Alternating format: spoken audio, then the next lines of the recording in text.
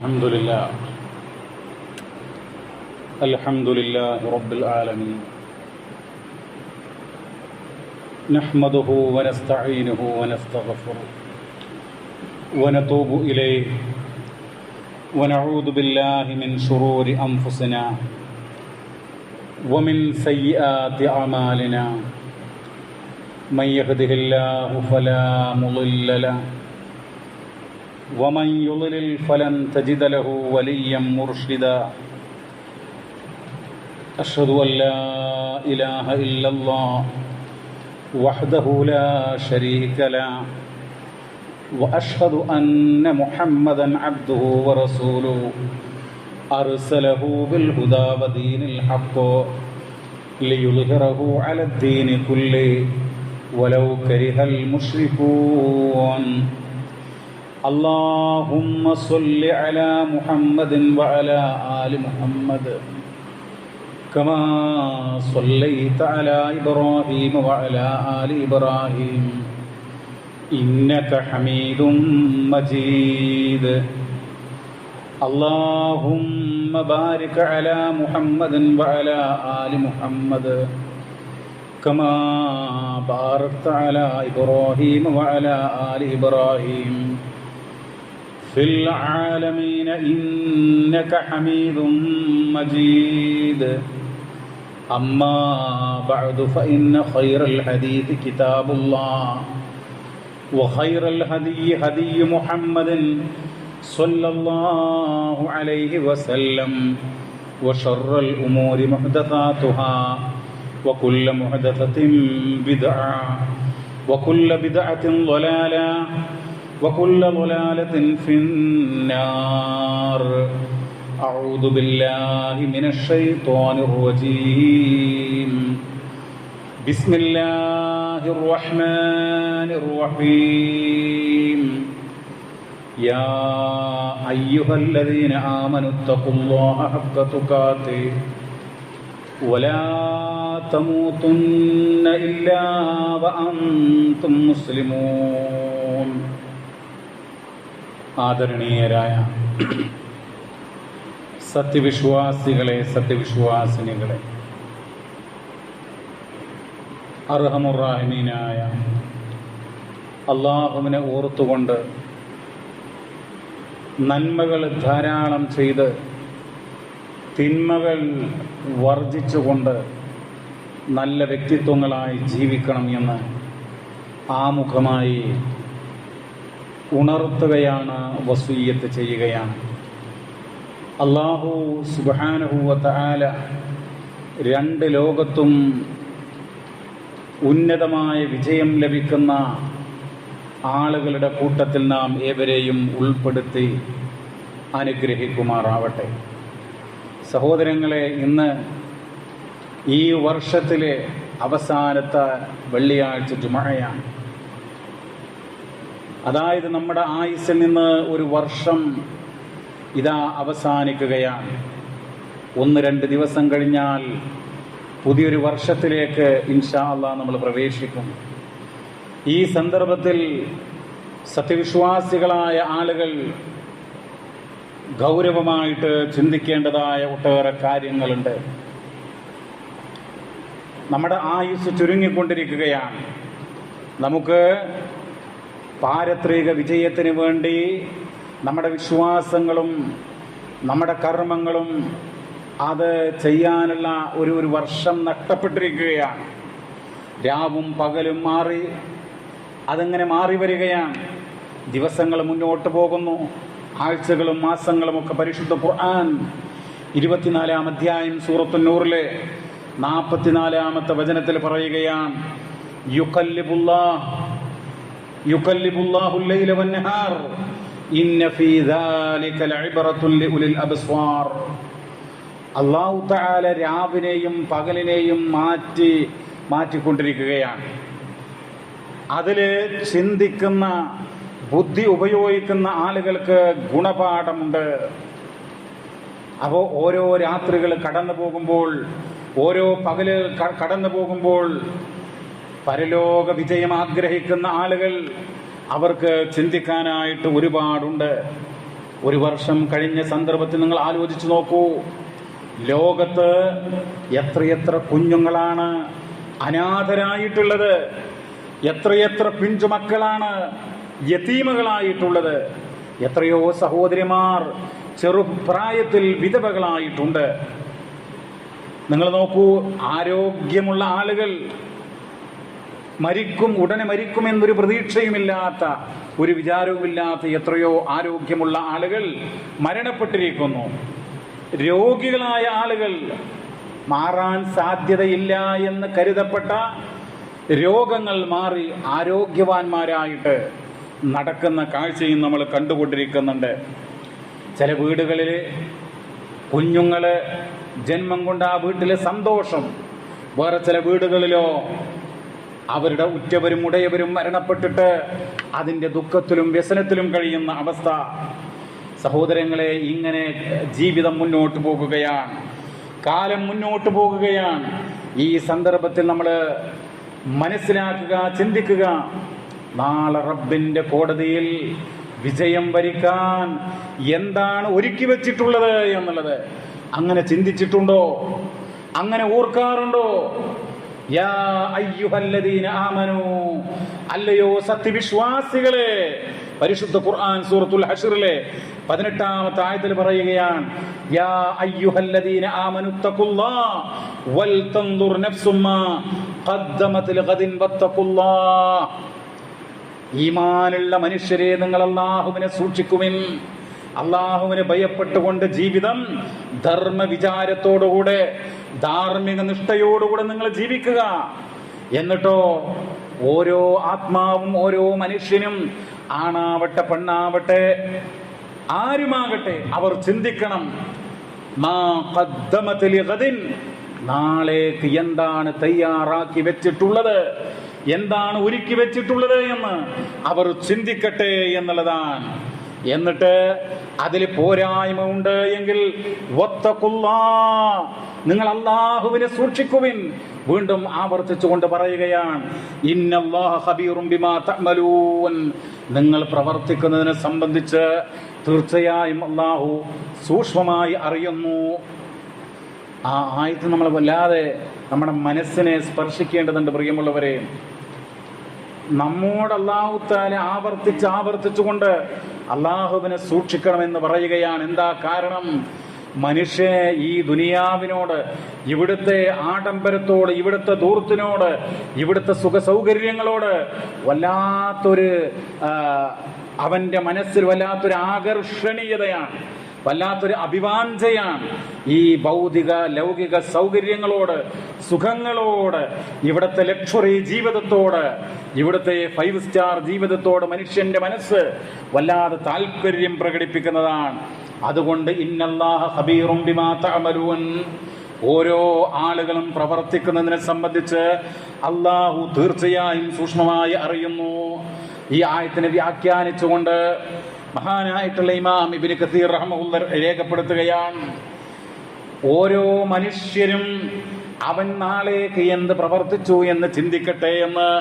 അതായത് പ്രിയമുള്ളവരെ, അവൻ്റെ ദീനാറിൽ നിന്ന് എന്താണ് അവൻ സ്വതക്ക ചെയ്തിട്ടുള്ളത്, അതുപോലെ അവൻ്റെ ദിർഹമിൽ നിന്ന് അള്ളാഹുവിൻ്റെ മാർഗത്തിൽ എന്താണ് അവൻ നീക്കി വെച്ചിട്ടുള്ളത്, അതുപോലെ മിൻ സൗബിഹി മിൻ സ്വാഇബുരിഹി, അവന്റെ വസ്ത്രത്തിൽ നിന്ന്, അഥവാ വസ്ത്രം ധരിക്കാനില്ലാത്ത പാവപ്പെട്ടവർക്ക് അവൻ വസ്ത്രം നൽകിയിട്ടുണ്ടോ, അത് നൽകാനായിട്ട് തയ്യാറായിട്ടുണ്ടോ, അതുപോലെ അവന്റെ ഭക്ഷ്യവസ്തു അതിൽ നിന്ന് നൽകാൻ തയ്യാറായിട്ടുണ്ടോ, ഹത്താ ഖാല വലൂ ബിശിഖ്ഖി തംറ, ഒരു കഷ്ണം കാരക്കയെങ്കിലും നൽകാനായിട്ട് അവൻ തയ്യാറായിട്ടുണ്ടോ.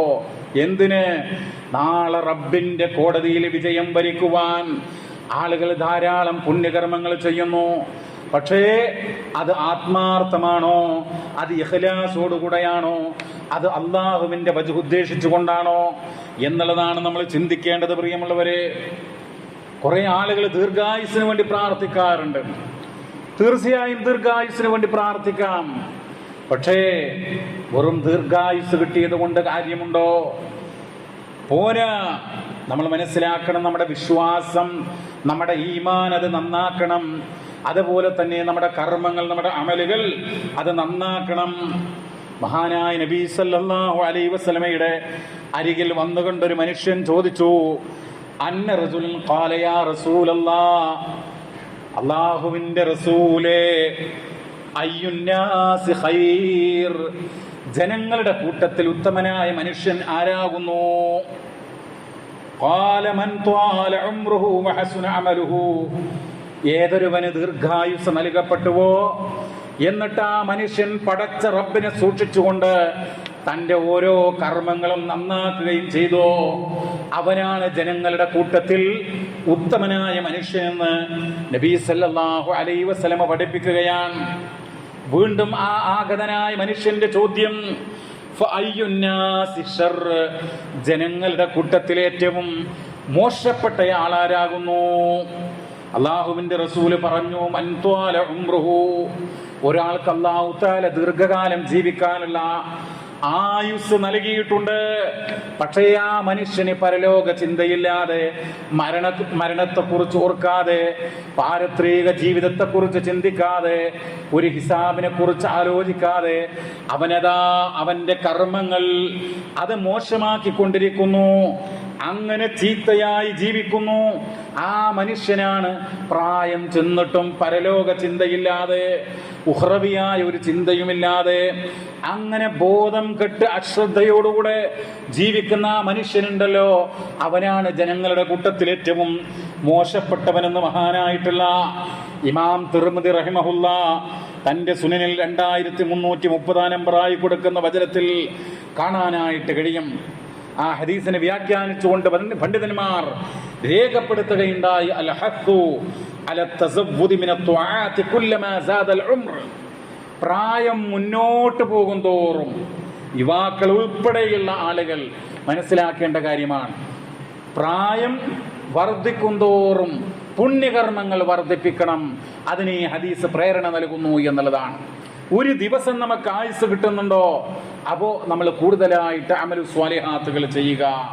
അമലു സ്വാലിഹാത്തുകൾ ചെയ്യുക എന്ന് പറയുമ്പോൾ അള്ളാന്റെ റസൂല് പഠിപ്പിച്ചതായിരിക്കണം, ഇസ്ലാമിൽ മാതൃകയുള്ളതായിരിക്കണം.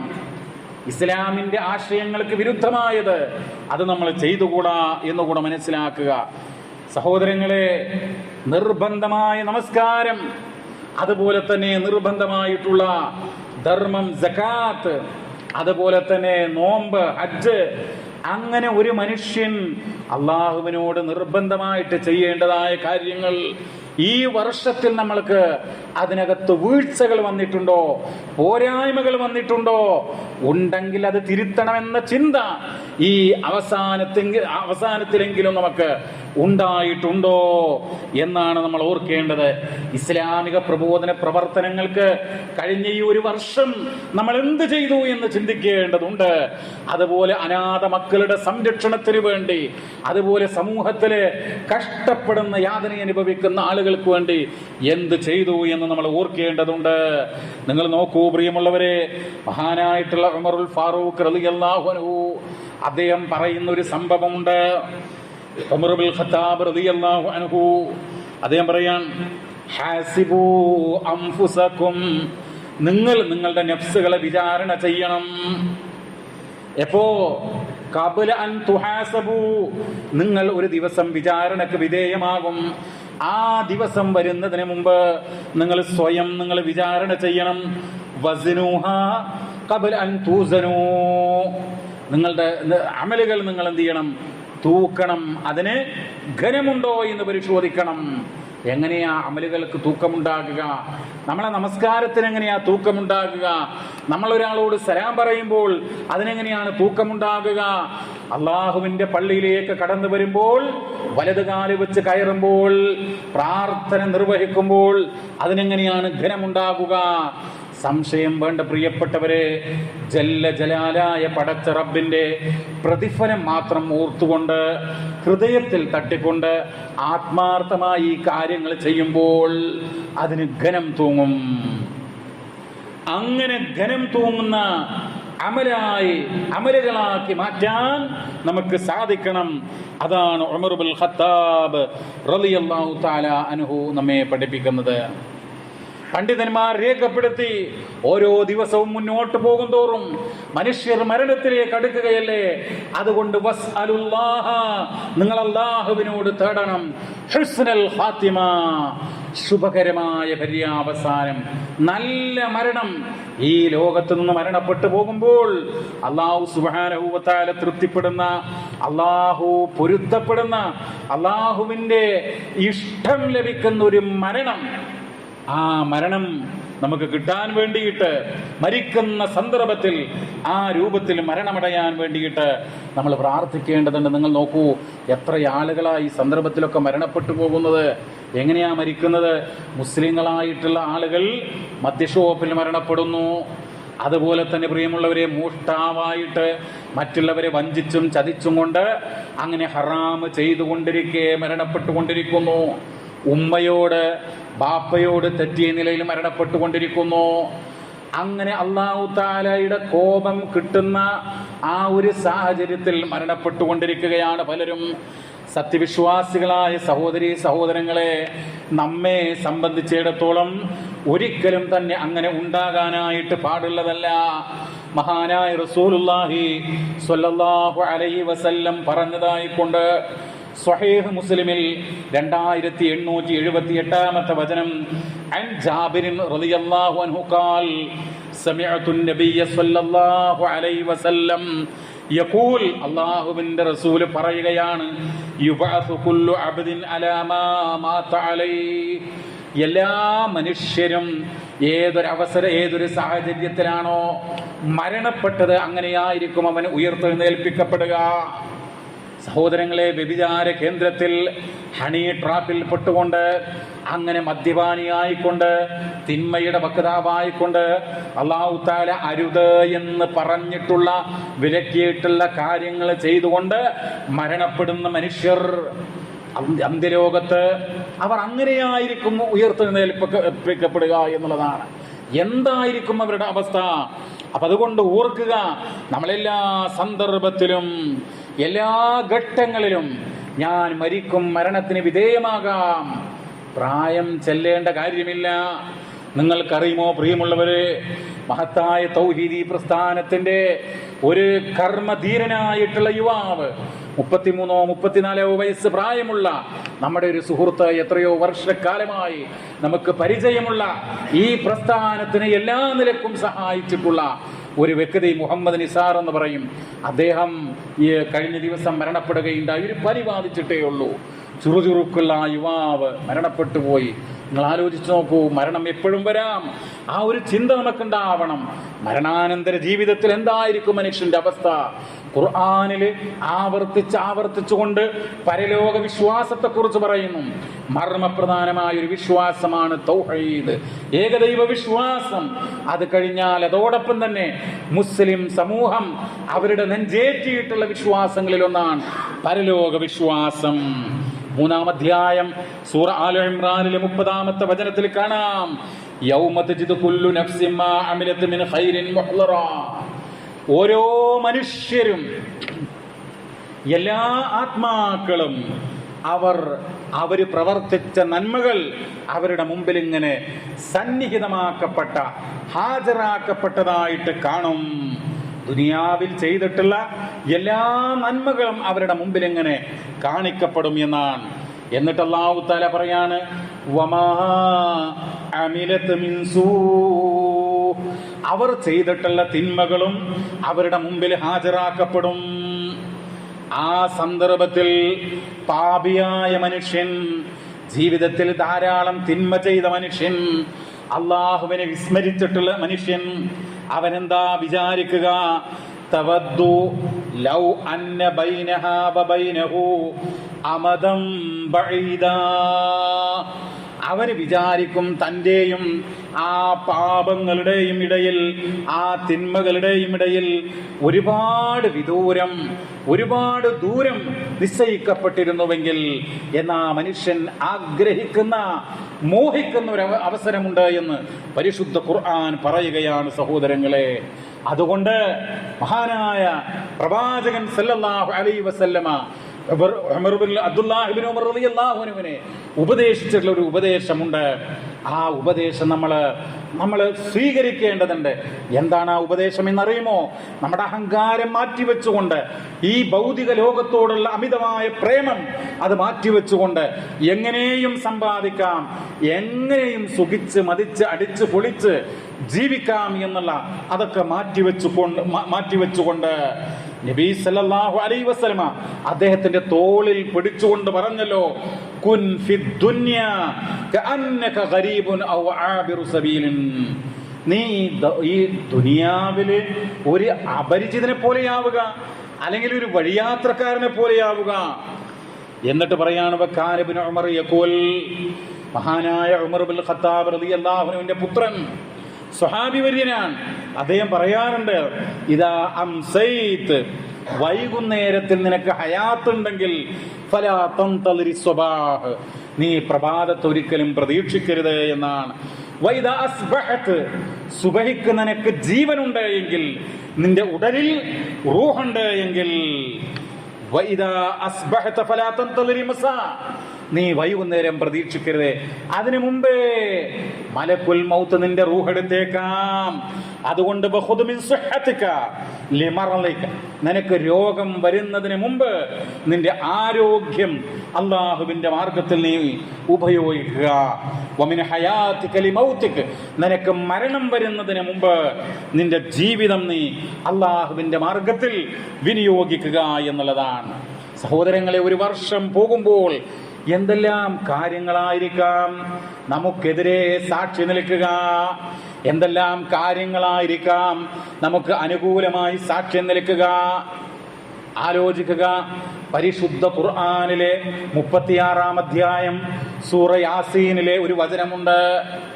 ആലോചിക്കുക, ഈ ഒരു വർഷം നമുക്ക് എതിരായിട്ട് ഏതെല്ലാം സ്ഥലങ്ങൾ, എന്തെല്ലാം സംഗതികൾ റബ്ബിനോട് എതിര് പറഞ്ഞേക്കാം. എന്താണ് ആയത്ത്? അൽയൗമ നഖ്തിമു അലാ അഫ്വാഹിഹിം, ഇന്നേ ദിവസം അവരുടെ വായകൾക്ക് നാം സീൽ വെക്കും. വതുകല്ലിമുനാ ഐദീഹിം, അവരുടെ കൈകൾ നമ്മോട് സംസാരിക്കും.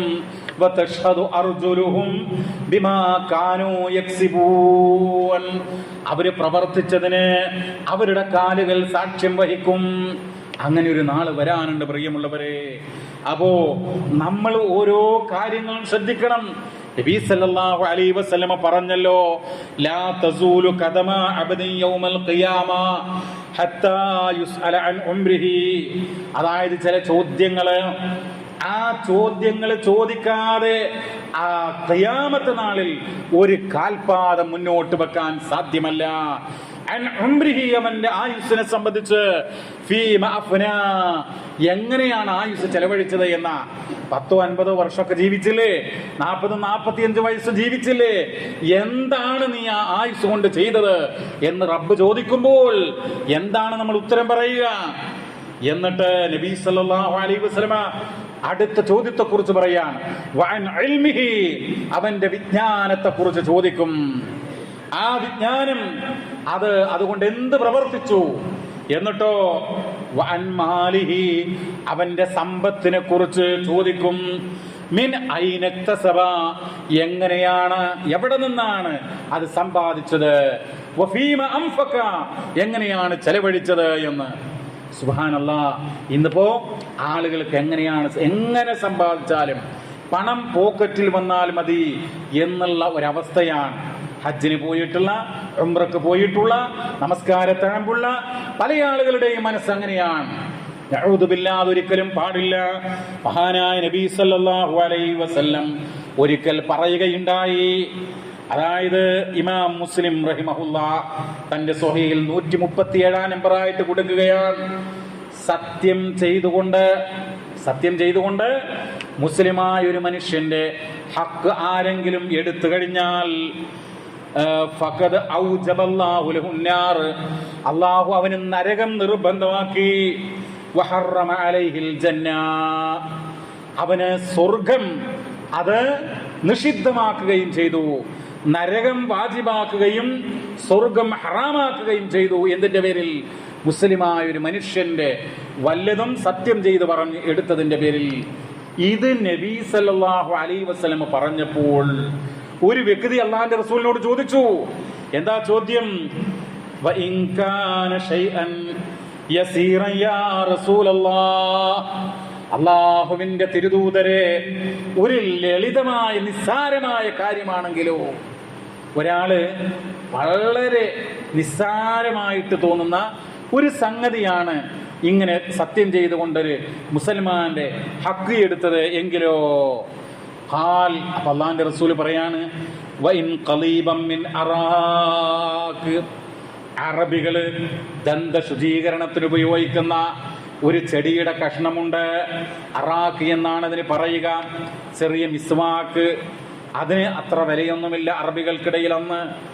അതാണ് ഒരാൾ എടുത്തതെങ്കിലും അവന് അല്ലാഹു തആല സ്വർഗം അത് നിഷിദ്ധമാക്കുകയും നരകം അവന് വാജിബാക്കുകയും ചെയ്യും എന്നാണ് പ്രവാചകൻ പഠിപ്പിക്കുന്നത്. പരിശുദ്ധ ഖുർആനിൽ ഒരു വചനം, ഇഖ്റ കിതാബക കഫാ ബിനഫ്സിക അൽയൗമ അലൈക ഹസീബാ. പരലോകത്ത് എന്നാൽ മനുഷ്യൻ അവനോട് അവന്റെ കർമ്മങ്ങളുടെ രേഖ അതൊന്ന് വായിക്കാൻ വേണ്ടി പറയും. എന്നിട്ട് പറയും, ഇന്ന് കണക്ക് നോക്കാൻ നീ തന്നെ മതി എന്നുള്ളതാണ്. സഹോദരങ്ങളെ, ആ ഗ്രന്ഥം കയ്യിൽ കിട്ടുമ്പോൾ അത് സന്തോഷത്തോടുകൂടെ വലത് കയ്യിൽ വാങ്ങാൻ നമുക്ക് കഴിയണമെങ്കിൽ എല്ലാ തിന്മകളും മാറ്റിവെച്ചുകൊണ്ട് അള്ളാഹുവിന്റെ മാർഗത്തില് അള്ളാഹുവിന് ഭയന്നുകൊണ്ട് നല്ല മനുഷ്യരായി മാറാൻ നമ്മൾ ശ്രമിക്കുക. പരിശുദ്ധനായ റബ്ബ് അതിന് നമുക്ക് തൗഫീഖ് നൽകി അനുഗ്രഹിക്കുമാറാവട്ടെ.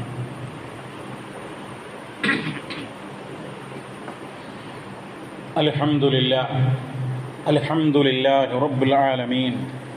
അല്ലാഹുമ്മ സ്വല്ലി വസല്ലിം അലാ നബിയ്യിനാ വഹബീബിനാ വസയ്യിദിനാ മുഹമ്മദ് വഅലാ ആലിഹി വസഹ്ബിഹി അജ്മഈൻ.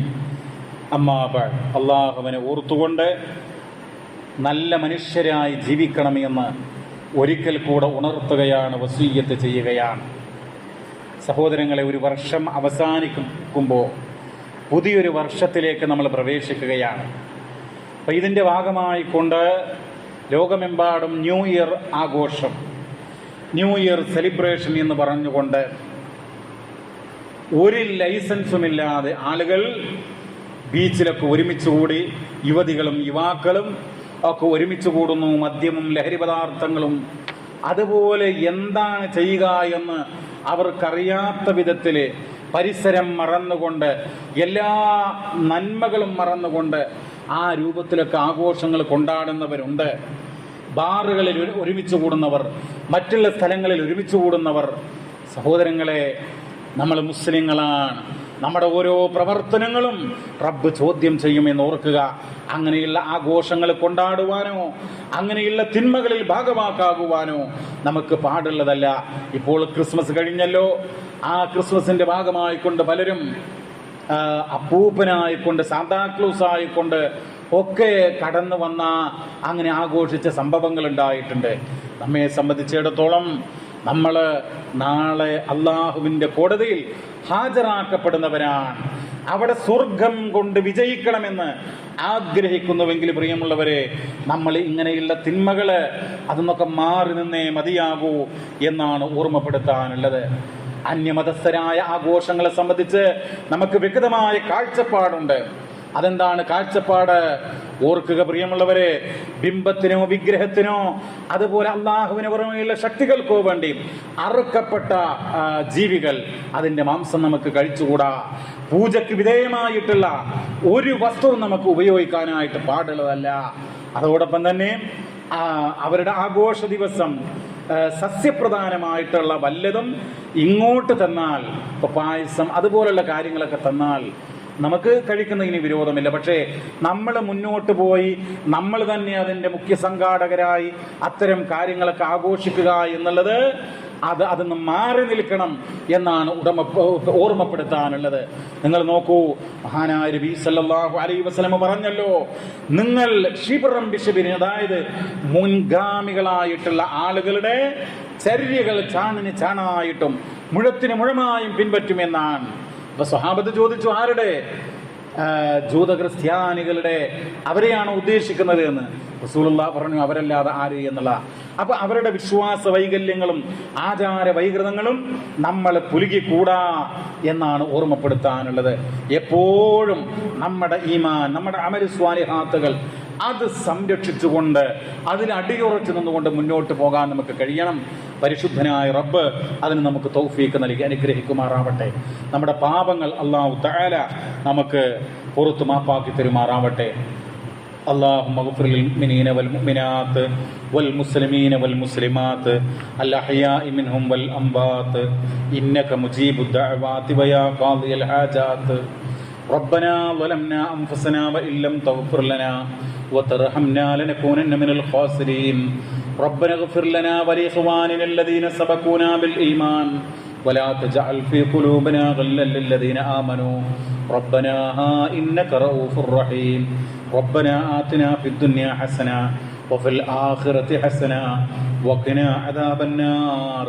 ربنا تقبل منا إنك أنت السميع العليم وتب علينا إنك أنت التواب الرحيم واغفر لنا إنك أنت الغفور الرحيم وارحمنا إنك أنت أرحم الراحمين. صلى الله وسلم على نبينا محمد والحمد لله رب العالمين.